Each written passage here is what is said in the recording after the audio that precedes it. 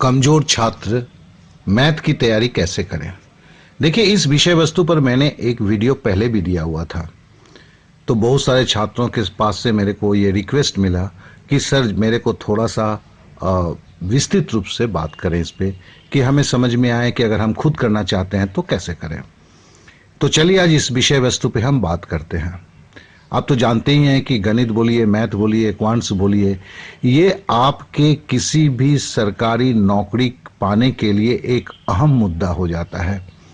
और जो छात्र कमजोर होते हैं, जो सोचते हैं कि क्वांट्स में कमजोर हैं, सही पूछिए तो उनको कैसे तैयारी करना चाहिए उसके विषय में काफी ज्यादा नॉलेज होता नहीं है। कमजोर छात्र की तैयारी में थोड़ा सा अलग तरीका उनको अपनाना चाहिए, जिससे कि वो मैथ को बड़े आसानी से कर सकें। आज इसी विषय पे हम बात करेंगे और आशा करता हूं कि ये आपके लिए काफी ही महत्वपूर्ण होगा। आप इसके सहारे अपने जीवन को जरूर संवार पाएंगे। तो चलिए हम इस विषय वस्तु पे आगे बात करते हैं। गणित में जो कमजोर छात्र होते हैं, उनके दो मेन प्रॉब्लम्स हैं जो मैंने देखा है। पहला, सवाल को देखते ही झट से समझ में नहीं आता है कि करना क्या है, अर्थात मैथ को सॉल्व कैसे करना है।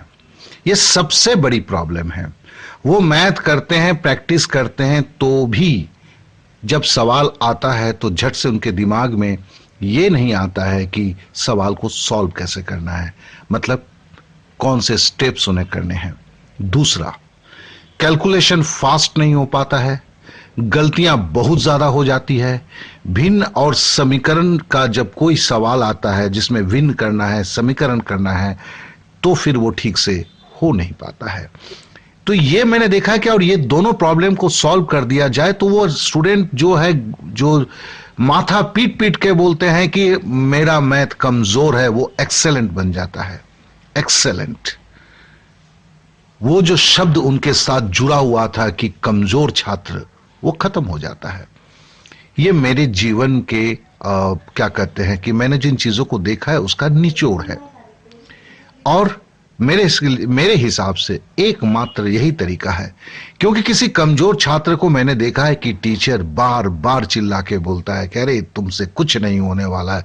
वो पूरी कोशिश करता है कि उसके दिमाग में मैथ जाए, लेकिन उस बंदे का दिमाग बोलता है ना रे बाबा ना, मैं इस मैथ को करने के लिए तैयार ही नहीं हूं। तो ऐसे जगह पे वो बंदा जो खुद को मैथ में कमजोर बोलता है, बड़े पेशोपोश स्थिति में आ जाता है। करना तो है, लेकिन करें कैसे। तो चलिए इन चीजों से कैसे हम छुटकारा पा सकते हैं, उसके लिए थोड़ा सा हम आलोचना करें। और प्लीज, अगर आप मैथ में कमजोर हैं तो संपूर्ण तन्मयता से इस चीज को सुने और जाने। एक बात को जान लें, जब भी कोई सवाल या प्रॉब्लम हमारे सामने आता है, आपके सामने आता है, तो हमारा दिमाग जो है पहले के एक्सपीरियंस या अनुभव के साथ उसे रिलेट करता है, मिलाता है। जब दिमाग के पास पहले का अनुभव होता है तो तेजी से समस्या का समाधान करने के लिए आपको, हमको प्रेरित करता है और आप या हम उस प्रॉब्लम का समाधान कर देते हैं या समाधान के सम्मुख पहुंच जाते हैं। मगर आपके या मेरे दिमाग में अगर पहले का एक्सपीरियंस अधूरा रहता है तो वो कंफ्यूजन पैदा करता है। और दिमाग में अगर ऐसा कोई अनुभव नहीं रहता है तो आपको प्रयत्न तक नहीं करने देता है, आपको प्रयत्न करने के लिए प्रेरित नहीं करता है। जैसा समझ लीजिए कोई कॉमर्स का स्टूडेंट है, जिंदगी में कोई ट्रिग्नोमेट्री उसने किया ही नहीं। आप उसके पास ट्रिग्नोमेट्री का सवाल देंगे तो वो कुछ भी नहीं करेगा, वो कोशिश तक नहीं करेगा। एक सच्चाई है, ये आप भी जानते हैं। और ये केवल आपके साथ नहीं होता है, इस दुनिया में रहने वाले हर इंसान के साथ होता है। लेकिन मैथ में जो कमजोर होते हैं उनके लिए प्रॉब्लम कुछ दूसरा है। जो लड़के मैथ में तेज होते हैं वो एक टाइप के मैथ को करते ही उसके दिमाग में जो है स्पष्ट रूप से एक पिक्चर बन जाता है उस पर्टिकुलर प्रॉब्लम के लिए। लेकिन जो लड़के कमजोर हैं उनके दिमाग में किसी भी मैथ के किसी भी प्रॉब्लम के उतने सहज रूप से आपका चित्र नहीं बन पाता है। उसके जो मैथ करता है उसका अनुभव जो है उसके दिमाग में रह नहीं पाता है। तो जिसके कारण जब फिर कुछ दिन के बाद वो मैथ करने के लिए जाता है तो वो संपूर्ण भूल चुका होता है या आधा रास्ता पहुंच के वो कंफ्यूज हो जाता है। तो जान ले, इस समस्या का एक ही समाधान है, केवल एक समाधान, और वो कि कमजोर छात्र के दिमाग में हर तरह के मैथ के सॉल्यूशन के स्पष्ट अनुभव चित्र सुस्पष्ट रूप से बनाए जाएं और ऐसे बनाए जाएं कि वो दीर्घस्थायी हो। और मैंने इस विधि को करते हुए हाथों हाथ फल पाया है। बस यही कारण है कि मैं डंके की चोट पर कहता हूं कि कोई मैथ में कमजोर नहीं होता है। तो जरूरत है कि उस बंदे के लिए जो मैथ में कमजोर है उसके लिए कुछ और एक्टिविटीज कराया जाए कि वो तेज छात्र के बराबर आकर खड़ा हो जाए। बस इतनी सी जरूरत है। लेकिन चूंकि हम नहीं करते हैं तो इसीलिए हम दुखी बने रहते हैं और बोलते हैं कि हमसे मैथ नहीं होता है। अब आते हैं स्लो कैलकुलेशन, जो एक कमजोर छात्र का दूसरा सबसे बड़ा समस्या है। देखिए, स्लो कैलकुलेशन का कारण क्या है? अगर आपका दिमाग जोड़ता है, घटाता है, गुना करता है, भागा देता है तो बहुत ही फास्ट होता है, और अगर आप खुद करते हैं तो स्लो हो जाते हैं। जी हां, फिर से बोलता हूं, अगर आपका दिमाग जोड़, गुना, घटाओ, भागा करता है तो बड़ी तेजी के साथ आप कर डालते हैं। अगर आप खुद करने की कोशिश करते हैं तो आप स्लो हो जाते हैं। इस चीज को समझाने के लिए मैं एक घटना को बोलूंगा। जैसे कोई बैट्समैन खड़ा है और बॉलर बॉल फेंकता है, तो देखिए बॉल जब टप्पा खाता है, खाने के बाद जब बैट पर आता है तब 1 सेकंड के बोला जाता है कि 10वें भाग में वो आता है। उतने कम समय में एक बैट्समैन बॉल की लेंथ को देखता है, बॉल के एंगल को समझता है और स्ट्रोक लगाता है। कितना वक्त मिलता है? 1 सेकंड के 10वें भाग को। वो कैसे करता है? पहले दिन जिस दिन उसने बैट पकड़ा था वो जरूर नहीं कर पाया था। ये आप भी जानते हो, मैं भी जानता हूं। वो बैट को चलाते चलाते, कोशिश करते करते वो ये ताकत को अर्जन कर लेता है। जो मैथ में कमजोर होते हैं वो मैथ के कैलकुलेशन को कम करते हैं। चूंकि वो कम कैलकुलेशन करते हैं तो इसके लिए क्या होता है कि वो फास्ट कैलकुलेशन नहीं कर पाते हैं, इस कारण से कि उसका जो दिमाग है वो फास्ट कैलकुलेशन के लिए तैयार नहीं हो पाता है। तो ये भी एक छोटी सी समस्या है जिसकी कीमत है केवल 20 से 25 दिन। जी हां, इसको आप गठरी में बांध लें। हमारे कमजोर छात्र क्या करते हैं? वैदिक मैथ उल्टा सीधा नियम को पकड़ने की कोशिश करते हैं, और इस कोशिश में क्या होता है, वो और भी ज्यादा मायूस हो जाते हैं, क्योंकि उनसे उनके जो प्रॉब्लम है वो प्रॉब्लम सॉल्व नहीं हो पाता है। तो हम अभी तक देखे कि 2 प्रॉब्लम है। अगर हम इस 2 प्रॉब्लम को सॉल्व कर देते हैं तो जान लेंगे कमजोर छात्र और तेज छात्र में कोई भी फर्क नहीं रह जाता है। यह मैं आपको एकदम निश्चित रूप से बोलता हूं, आप इस पर आंख बंद करके बिलीव कर सकते हैं। मेरी माने तो किसी कमजोर छात्र को मैथ के किसी चैप्टर को सीधे शुरू नहीं कराना चाहिए। जैसे उदाहरण के लिए चलिए संख्या पद्धति या ऑपरेशन ऑफ नंबर्स को लेते हैं। जैसे क्लास में संख्या पद्धति पर मैंने देखा है प्रोफेसर या टीचर एक हल्का सा लेक्चर देते हैं, फिर सीधे गणित के प्रॉब्लम को सॉल्व करते हुए पढ़ाने लगते हैं। कमजोर छात्र के लिए सही जाने तो प्रॉब्लम या समस्या वहीं से शुरू होता है। मेरी माने तो एक मैथ के तेज स्टूडेंट को मैथ के किसी कंसेप्ट को जितने सहजता से समझ लेता है उतना एक कमजोर छात्र नहीं समझ पाता है। मैथ में तेज बच्चा कंसेप्ट ओरिएंटेड होता है।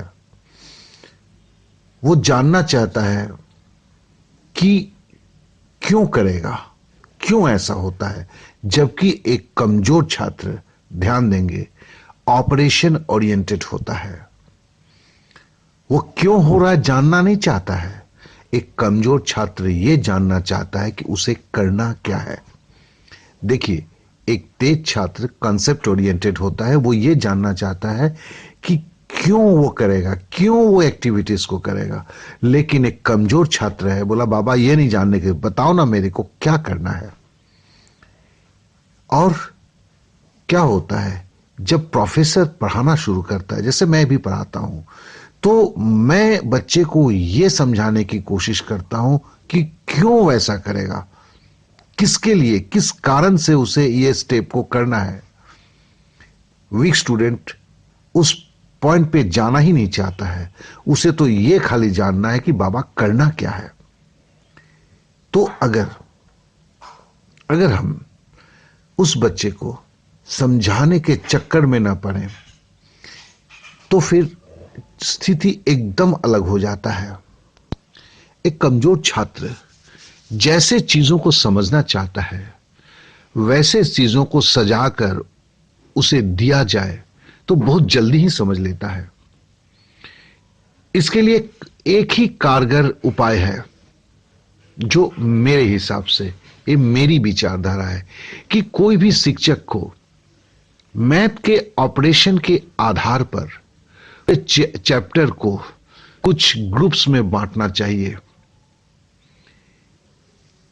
जिससे कि उस बच्चे को जो वीक है वो ऑपरेशन के आधार पर वो उस ग्रुप को पहचान पाए। उदाहरण के लिए, जैसे मैं संख्या पद्धति के सवालों को कम से कम 8 भागों में ऑपरेशन के तहत में बांटा जा सकता है। चलिए 2 या 3 की हम थोड़ा डिस्कस भी कर लेते हैं। लोकल वैल्यू या फेस वैल्यू करके हम एक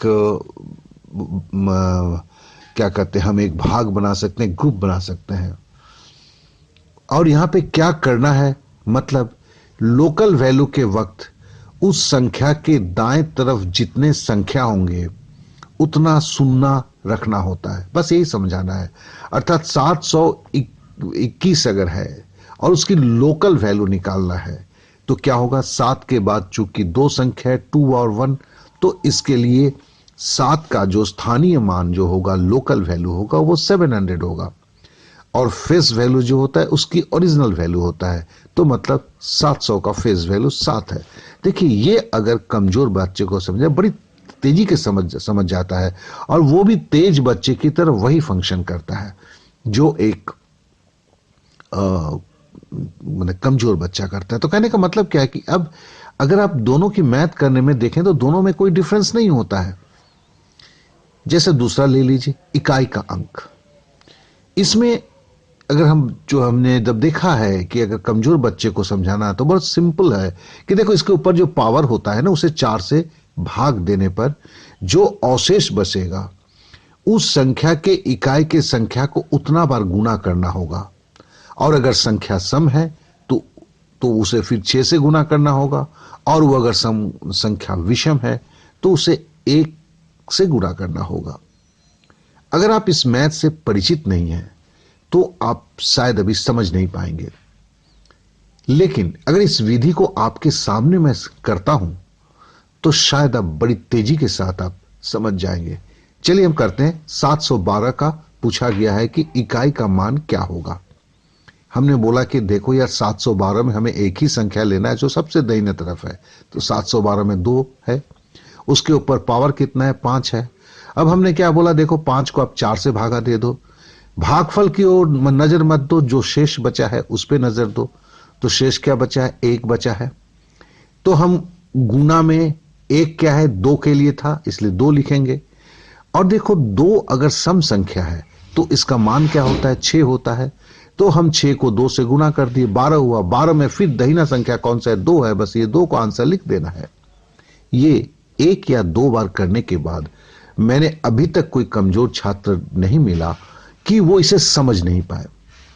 और देखिए, इस पूरे प्रक्रिया में मैंने क्या बताया, क्या करना है। क्यों करना है नहीं, क्योंकि क्यों करना है ये तो चूंकि हमने ग्रुपिंग में कर दिया है, तो इस मैथ के लिए क्या करना होगा, इस मैथ में क्या करना होगा उसको हम ग्रुप के नाम से जान रहे हैं।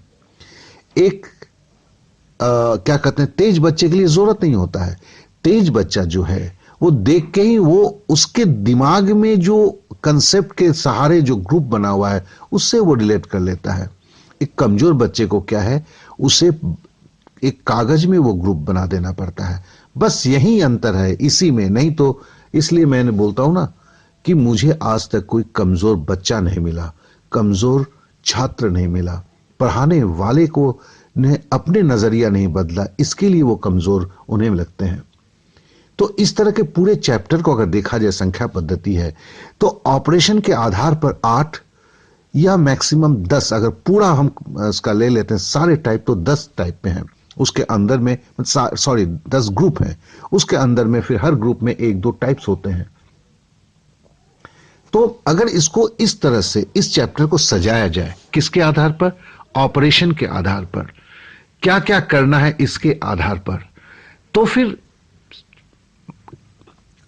एक क्या कहते हैं, कमजोर से कमजोर छात्र के पास भी ना उसे क्या करना है, देखो वो क्या जानना चाहता है, उसे क्या करना है, तो उसके लिए आपने पूरे चैप्टर को क्या करना है इसके आधार पर सजा दिया, तो उसकी सारी प्रॉब्लम खत्म हो गई। उसका दिमाग तुरंत रिलेट कर लेता है और ये होता है। चलिए हम कुछ और भी विषय वस्तुओं को इस पर चर्चा करने के लिए आगे बढ़ते हैं। आइए संक्षेप में जान लें कि एक वीक स्टूडेंट को कैसे तैयारी करना चाहिए और एक शिक्षक को एक वीक स्टूडेंट को कैसे तैयारी करना चाहिए, इसे संक्षेप में अब हम जानें। तो पहला जो मेरा क्या कहते हैं, पहला जो मैं हेडिंग्स दूंगा वो दूंगा ऑपरेशन बेसिस प्रत्येक चैप्टर को ग्रुप एवं टाइप्स में बांटना। अर्थात वीक स्टूडेंट के लिए यह निहायत जरूरी है कि मैथ का प्रत्येक चैप्टर के मैथमेटिकल ऑपरेशन को मद्देनजर में रख के ग्रुप में बांटा जाए, फिर ग्रुप को टाइप में बांटा जाए, जिसे वीक स्टूडेंट के सामने मैथ का कोई क्वेश्चन आते ही उसे समझ में आ जाए कि दिया गया मैथ किस चैप्टर के किस ग्रुप और उस ग्रुप के किस टाइप के साथ मेल खाता है।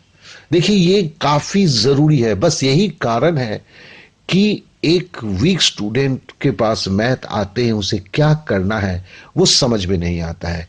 जब आप मैथ को एकदम सटीक ढंग से आप मैथ को चैप्टर तो के अंदर ही है, चैप्टर में ग्रुप और ग्रुप में टाइप के अनुसार उसे कर देते हैं, तो उसे तुरंत समझ में आ जाता है। क्योंकि इतना जानते ही वीक स्टूडेंट को भी स्पष्ट हो जाता है कि उसे करना क्या है। फिर मैं आऊंगा दूसरे पॉइंट पे, है वो है रिकैपिचुलेशन मेथड। इस साइंटिफिक प्रोसेस को वीक स्टूडेंट को करना अत्यंत आवश्यक होता है, जिससे कि उसके दिमाग में चैप्टर वाइज, फिर ग्रुप वाइज, फिर टाइप वाइज प्रत्येक डिटेल्स एकदम फ्रेश अवस्था में रहे। ये काफी जरूरी है। तीसरा है फास्ट कैलकुलेशन मेथडोलॉजी। किसी क्वांट्स को देखते ही समझ जाना कि क्या करना है और तेजी से कर डालना, जानिए कि ये दो अलग अलग मुद्दा है। तेजी से कैलकुलेशन करने में आप जब तक समर्थ नहीं होंगे, आपको मैथ में कॉन्फिडेंस कभी नहीं आएगा और आप किसी भी कंपटीशन में खड़े तक नहीं रह सकते हैं। मगर तेजी से मैथ करने की कला केवल सोचने से नहीं आता है, ना तो बहुत सारे मैथ करने से आता है, बल्कि वेल प्लान्ड एक साइंटिफिक प्रैक्टिस मॉड्यूल से आता है। समय के अभाव के कारण इस विषय पर आज मैं चर्चा नहीं कर पा रहा हूं, लेकिन साथ में एक वादा भी करता हूं कि जब भी समय मिलेगा इस पर मैं अवश्य चर्चा करूंगा। अब संक्षेप में आज के इस टॉपिक पे जो मैंने चर्चा शुरू किया था, उसमें फिर से मैं एक ही बात बोलूंगा कि प्रत्येक छात्र जो मैथ में खुद को कमजोर पाते हैं, खुद को कमजोर सोचते हैं, वो भी अत्यंत दक्षता के साथ एक तेज तरार छात्र की तरह पलक झपकते मैथ कर सकते हैं। सिर्फ जरूरत है 3 बातों की। फिर से रिपीट करता हूं, नजरिए में बदलाव लाएं, क्यों करना है समझने की जगह पे कैसे करना है इसे समझने की प्रयत्न करें। पूरे चैप्टर को किसी दक्ष शिक्षक के सहारे, किसी एक्सपीरियंस शिक्षक के सहारे कैसे करना है इसके आधार पर ग्रुप और टाइप में वर्गीकृत करें। रिकैपिचुलेशन प्रोसेस से पैसिव रिवीजन पर ज्यादा प्रयत्न करें। फास्ट कैलकुलेशन के लिए डिफरेंट साइंटिफिक मॉड्यूल को अपनाएं, क्योंकि केवल टेबल याद करने से, पहाड़ा याद करने से सफिशिएंट नहीं होता है। ज्यादा वैदिक या दूसरे तरह के शॉर्टकट में नहीं जाकर स्वाभाविक रूप से फास्ट कैलकुलेशन की प्रयत्न किसी मॉड्यूल के आधार पर करें। फ्रैक्शन अर्थात भिन्न और समीकरण के कैलकुलेशन पर भी पकड़ बनाने की कोशिश करें, और इतना कर लेते हैं तो फिर आप में और तेज तरार छात्र में कोई भी अंतर नहीं रहेगा। यह मेरा आपसे वादा है। इस संदर्भ में मैं आपको बताना चाहूंगा कि मैंने कमजोर छात्र को लेके एक कोर्स चालू किया है। इस कोर्स का मकसद है कि कमजोर छात्र जो एक सपना देखते हैं एसएससी परीक्षा पास करने की, चाहे वो सीएचएसएल हो, सीजीएल हो, या बैंक की परीक्षा पास करने के लिए, या डिफेंस की एग्जाम पास करने के लिए, या पुलिस की एग्जाम पास करने के लिए, तो हर कंपटीशन के मैथ में तेज तरार और समर्थ बनाने के लिए मैंने एक ऑनलाइन क्लास शुरू किया है। इस क्लास की विशेषता जान लें। यह क्लास ऑनलाइन है, अर्थात आप कहीं भी हो, आप स्मार्टफोन के जरिए क्लास कर सकते हैं। दूसरा, यह क्लास सुबह 6 बजे से रात 12 बजे तक का है, अर्थात जब चाहें आप क्लास करने की सुविधा आपके पास है। अर्थात कहीं आप नौकरी करते हैं तो भी आपके पास वक्त है, आप किसी और कोर्स की भी तैयारी कर रहे हैं तब भी आप पढ़ सकते हैं। तो आप कहीं पर भी हैं, चाहे जम्मू में हैं, चाहे कोलकाता में हैं, चाहे हैदराबाद में हैं, चाहे किसी दूर दराज गांव में हैं, कोई और कोर्स कर रहे हैं, आपके पास रात 11 बजे का वक्त है तो भी आप ये कोर्स कर सकते हैं। और ध्यान देंगे, ये क्लास कमजोर बच्चे को मैथ में तेज तरार बनाने के नजरिए से किया गया है। फिर यह क्लास जो है, जैसे मैंने बोला, कॉम्पिटिटिव एग्जाम देने के नजरिए से शुरू किया गया है, मगर इस क्लास में प्रत्येक स्टूडेंट को 2 घंटे का प्रयास करना मस्ट है। अगर आप नहीं कर पाएंगे तो कृपया इस क्लास को ज्वाइन ना करें। इस क्लास में जैसा मैंने बोला है कि मैथमेटिकल ऑपरेशन के आधार पर मैथ सीखना, और वो भी पहले वीडियो सपोर्ट से, फिर रिकैपिचुलेशन मेथड से रिवीजन करना, पैसिव रिवीजन, और फास्ट कैलकुलेशन के लिए बहुत सारे साइंटिफिक कैलकुलेशन मॉड्यूल्स का इस्तेमाल कराया जाता है। ये क्लास चालू है। नेक्स्ट बैच जो है वो 1 जनवरी 2017 से शुरू होने वाला है, और इस बैच के लिए डिस्काउंट के साथ 1 टाइम पेमेंट जो है केवल 1000 रुपया है। तो अगर आप इस क्लास के लिए इंटरेस्टेड हैं, आप अपने मैथ्स के मंद गति को तेज गति में चेंज करना चाहते हैं, अगर आप मैथ के लिए के कारण ही आप किसी कॉम्पिटिटिव एग्जाम को तोड़ नहीं पा रहे हैं, तो आपको अभी जो स्क्रीन पे जो ईमेल दिखा हुआ है उस पे आप संपर्क करें। देखिए, आपको ऑनलाइन पेमेंट करना होगा, इसके लिए संपर्क करने के बाद आपको पेमेंट लिंक भेजने के लिए निवेदन करना होगा और आपका निवेदन पाके हम लिंक भेजेंगे। उस लिंक से आप अपने एटीएम कार्ड से या डेबिट कार्ड से या क्रेडिट कार्ड से या आप नेट बैंकिंग से पेमेंट कर सकते हैं और पेमेंट करने के बाद ये क्लास जो है 1 जनवरी 2017 से चालू होगा। तो आशा करता हूं कि अगर आपको सही लगेगा तो आप अपने जो मंद गति की जो मैथ है उससे निजात पाने के लिए अवश्य एक शुरुआत करें।